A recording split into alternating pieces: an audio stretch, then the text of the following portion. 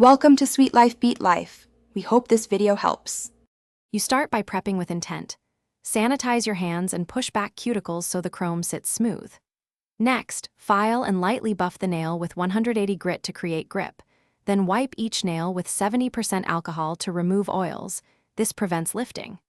Immediately apply one thin, even layer of your tack-free gel base and cure for 30 to 60 seconds, making sure the surface feels slightly tacky but not wet. This sets a consistent foundation for chrome powder to adhere.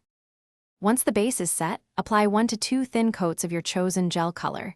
This gives depth to the chrome, curing each coat fully for about 60 seconds.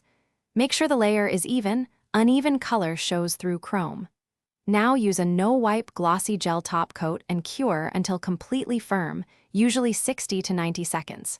After curing, immediately rub the chrome powder on with a soft applicator sponge using small circular motions so the pigment transfers evenly and brush off all excess chrome with a soft brush and inspect for streaks or gaps.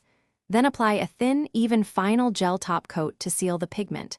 Cure for 60 to 90 seconds so the chrome becomes durable and glossy. Clean edges gently with 70% alcohol to remove residue. If you see streaks, don't panic.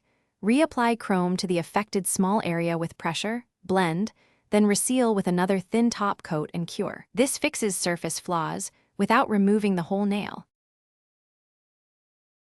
Thanks for watching. Consider subscribing if we helped you.